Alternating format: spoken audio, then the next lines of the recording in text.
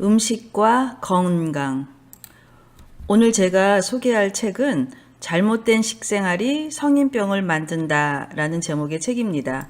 저자로는 조지 맥거번이라는 미국 민주당 상원의원이셨던 분이 이 책을 쓰게 되셨고요. 오늘 이 시간에는 이 저자에 대해서 잠깐 살펴보고 이 책에서 주장하는 내용이 무엇인지 그것을 좀 알아보는 시간을 가져보도록 하겠습니다. 이 책의 저자이신 조지 맥거번은 미국 민주당의 하원의원과 상원의원을 지내신 정치인이자 교수이십니다. 케네디 대통령 밑에서 평화를 위한 식량 프로그램 Food for Peace의 책임자로 일을 하게 되시면서 이 음식과 건강에 대해서 관심을 갖게 되셨고, 처음에 이 프로그램을 진행하게 된 이유는 세계적인 기아 문제를 해결하기 위해서 이런 그 팀들이 꾸려지게 되었고, 기아 문제를 해결하기 위해서 연구를 시작하다가 식생활이 우리의 건강과 굉장히 밀접한 연관이 있다는 것을 알게 되고, 또 이 식생활이 우리의 건강을 많이 해치고 있다는 사실을 알게 됨으로써 이분이 이제 의회의 영양문제 특별위원회에다가 5,000페이지에 달하는 거대한 그 리포트를 작성해서 의회에 제출을 하게 됩니다. 그래서 이 의회에 제출됐던 이 내용을 저희가 이제 책으로 엮어서 잘못된 식생활이 성인병을 만든다라는 제목으로 나오게 된 것입니다.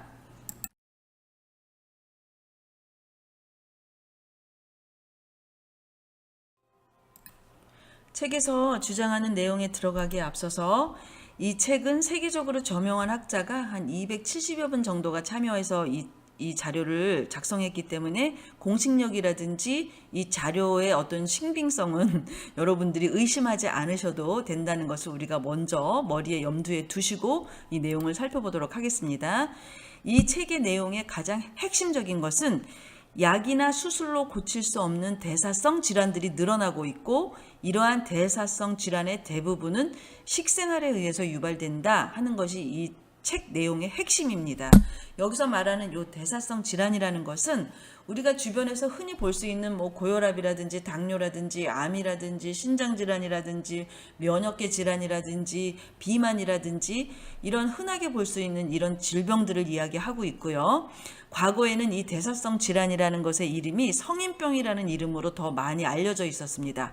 왜냐하면 보통 이것은 우리가 뭐 소화기나 청년기에 걸리는 것이 아니라 성인이 되면서 우리가 걸리는 질병들이었기 때문에 보통 성인병이라고 이렇게 알려져 있었는데, 요즘은 이것이 성인들에 국한돼서 생기는 질병이 아니라 뭐 심지어는 소아라든지 청소년기에도 이 질병들이 많이 걸리기 때문에 이제는 성인병이다라는 이름이 아니라 대사성 질환이라는 이름으로 바뀌어가지고 이것들이 이제 불리워질 정도로 굉장히 우리 주변에서 흔하게 볼 수 있는 그런 질병이 됐다는 것이고요. 이러한 질병들이 왜 이렇게 만연하게 되었고 갑자기 이렇게 많이 생기게 되었나, 이것들을 우리가 한번 생각해 볼 때 식생활하고 밀접한 연관이 있다는 것이죠. 그래서 우리가 식생활 개선을 어떻게 해야 되고, 우리 몸에 필요한 영양소들을 어떻게 공급해야 되고, 어떠한 영양소들을 공급해 줘야 되는지, 이런 것들을 제대로 알아서 우리가 올바른 식생활을 할 수 있어야 이러한 질병들로부터 해방될 수 있다는 게 이 책에서 주장하는 핵심 내용의 첫 번째입니다. 그리고 요즘 여러분들이 잘 아시겠지만 과거에 없었던 여러 가지 정신질환들이 굉장히 많이 생기고 있거든요. 사실 제가 어렸을 때만 해도 이 자폐라는 것들은 보통 주변에서 찾아보기 어려운 그런 질병이었는데, 요즘 굉장히 주변에 흔하게 볼 수 있고요. 또 우울증이라든지 뭐 어떤 그런 뭐 조울증 이런 것들도 굉장히 흔하게 볼 수 있는 그런 질병들이 됐어요. 그래서 뭐 우울증이라는 것들은 뭐 아주 정말 뭐 감기보다도 더 가깝게 우리가 이제 만나볼 수 있는 그런 병이 됐는데, 왜 이러한 일들이 생기게 됐는지 이제 이런 것들을 여기서 이제 고칠 수 있는 방법들을 소개하고 있습니다.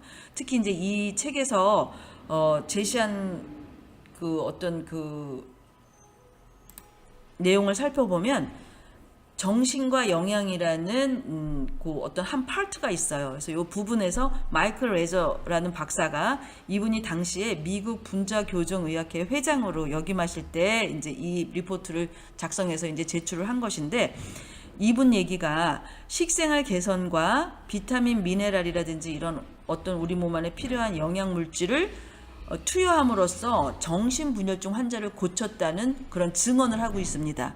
그래서 우리가 보통 정신분열증이라든지 이런 정신과 관련된 여러 가지 이 질병들에 대해서는 보통 식생활하고 연관이 있을까 이렇게 생각하시는 분들은 별로 없고, 보통 이제 메디칼 쪽의 어떤 그 의학이라든지 또 조제약이라든지 이런 부분에 많이 의존을 해서 우리가 이제 이것을 고치는 것을 이제 상식적으로 이제 생각을 하고 있는데, 이 책에서 제시하는 내용은 비타민이라든지 미네랄이라든지 식생활, 우리 몸 안에서 필요한 여러 가지 음식을 식생활 개선을 통해서 얼마든지 고칠 수 있다라는 것을 이제 제시를 하고 있기 때문에 굉장히 혁명적인 방법이라고 저희가 이제 생각해 볼 수 있습니다.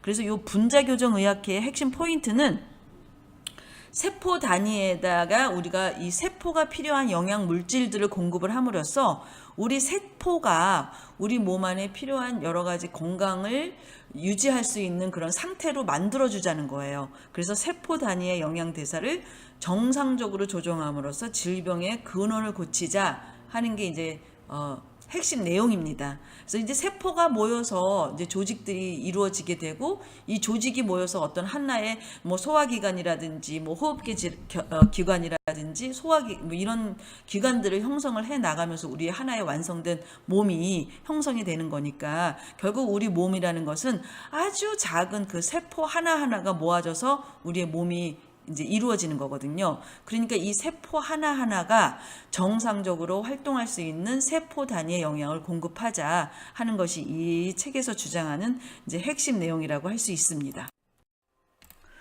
책에서 주장하는 내용 두 번째 핵심 내용은 생명의 사슬 이론이다 라는 것인데요.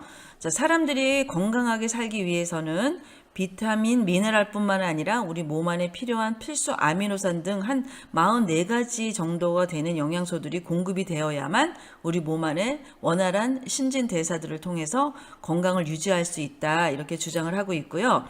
우리가 만약에 불균형의 식사를 통해서 제대로 된 영양소를 공급해주지 않는다면 우리가 이 생명의 사슬 이론이 망가지게 되고 결국은 건강이 나빠지면서 질병에 걸리게 된다, 이것을 주장하고 있습니다. 그래서 어떤 분들은 몸에 좋다 그러면 그 한 가지 영양제만 그냥 꾸준하게 드시는 분들이 있는가 하면, 또 어떤 분들은 뭐가 좋다 그럼 뭐 드시고, 또 뭐가 좋다 그러면 뭐 드시고, 그래서 건강 강장식품들을 많이 찾아서 이제 드시는 분들이 많은데, 그거보다는 골고루 우리 몸 안에 필요한 영양소들을 다양하게 섭취하는 것이 중요하다라는 게 이 책에서 주장하고 있는 내용입니다.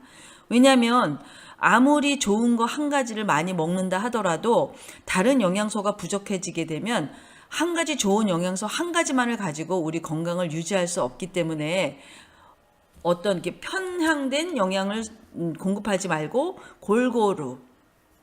골고루 영양을 섭취하는 것이 중요하다라는 것이 이분의 이제 핵심 내용이에요. 그래서 우리가 생명의 사슬 이론은 쉽게 말하면 이제 진주 목걸이가 이렇게 진주 하나하나를 모아서 하나의 목걸이가 형성돼야 우리가 그 목걸이를 걸고 목걸이로 사용할 수 있는 것처럼, 우리 영양소들도 이렇게 하나하나 자기의 각자 가진 할당량대로 골고루 공급이 돼야 하나의 이렇게 사슬처럼 연결이 돼서 우리 몸에 유익한 일들을 하게 되는데, 그 중에 알 하나가 빠져서 목걸이가 연결되지 않으면 아무리 많은 진주 알맹이가 있어도 목걸이로서의 기능을 할 수 없는 것처럼, 아무리 좋은 영양소가 한 가지만 충분하게 있어도 다른 영양소들이 부족하게 되면 결국 우리 몸이 정상적인 건강한 몸으로 유지 활동하는 데는 어려움이 있다라는 것이 이 책에서 주장하는 핵심 내용입니다. 그래서 보통 우리 몸 안에는 한 300만 가지 종류의 효소가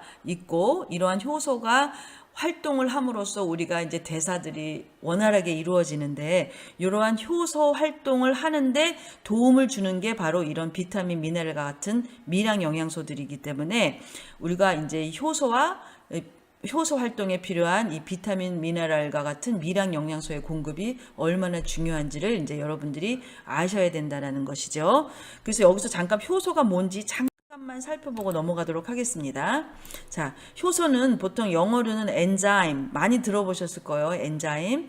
요거는 우리 몸 안에서 모든 대사 과정에 참여하는 단백질로 된 물질이고요.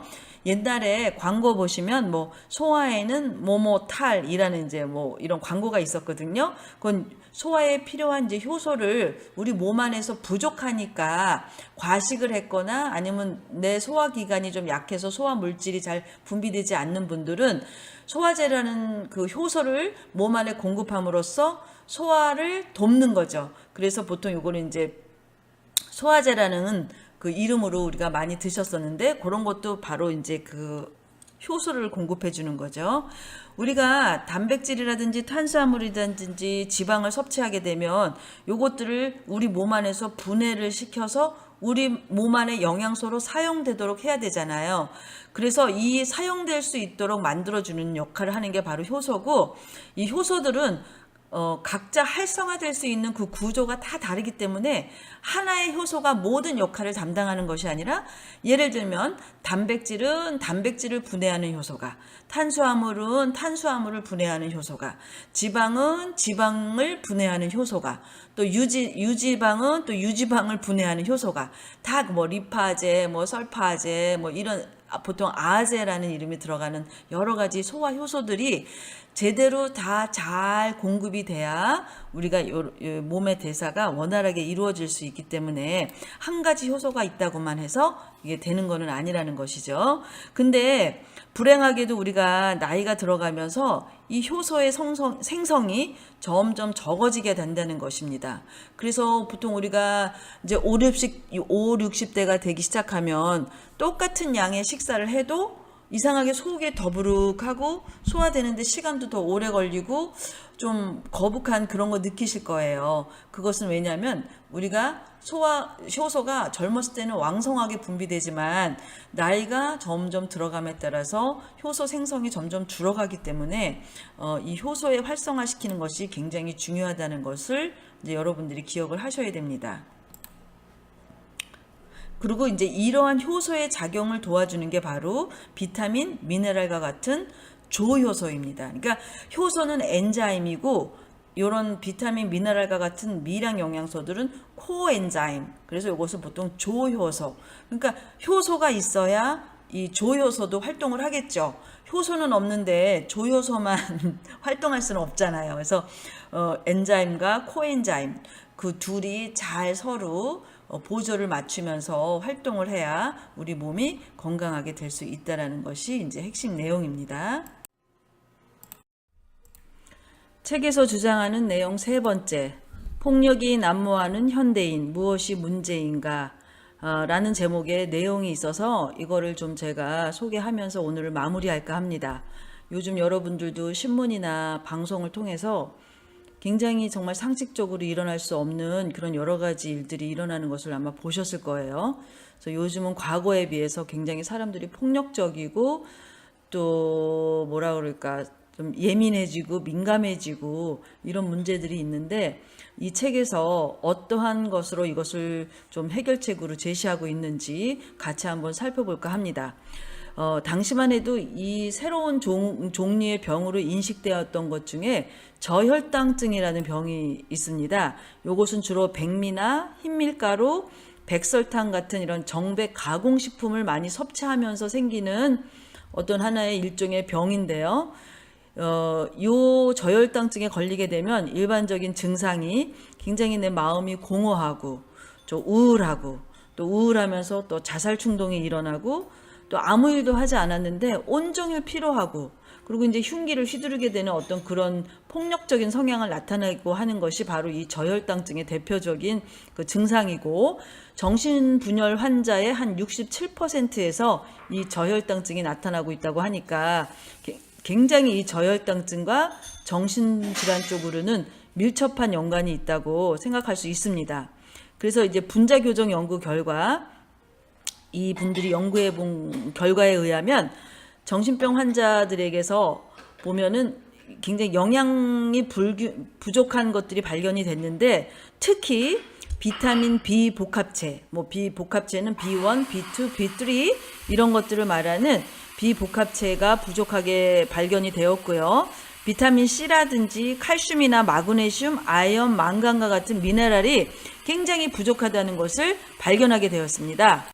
그래서 보통 칼슘 같은 경우 부족하면은 우리가 보통 골다공증 같은 것들을 생각하게 되는데 칼슘은 골다공증뿐만 아니라 우리 그 신경의 다발을 싸고 있는 중요한 그 성분이기 때문에요. 칼슘이 부족하게 되면은 고통도 잘 느끼게 되고 예민해지거나 민감해지고 약간 그런 증상들을 나타내게 되기 때문에 칼슘이 부족하면 우리가 보통 골다공증만 생각하게 되는데 이런 증상들을 유발할 수 있다는 것을 우리가 좀 이렇게 비타민 미네랄에 대해서 조금 더 자세하게 배우면서 또 어떤 음식에서 우리가 이것을 공급받을 수 있는지 또 어떻게 음식을 만드는지 이런 것들을 저희가 한번 진행해 나가면서 제가 만드는 것도 보여드리고 또 영양 성분에 대해서도 더 자세하게 설명을 해드리고 그러면서 한번 우리 건강을 지킬 수 있는 것들을 한번 같이 생각해 보는 시간이 됐으면 좋겠습니다.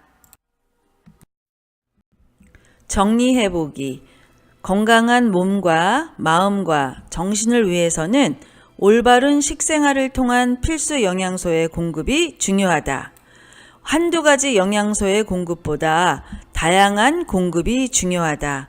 앞으로 우리는 다양한 영양소의 역할과 기능을 알아서 건강한 몸과 정신과 마음을 유지하기 위해 노력해야 한다. 지속적인 강의를 원하시면 좋아요와 구독을 눌러주세요. 저에게 큰 힘이 됩니다. 감사합니다.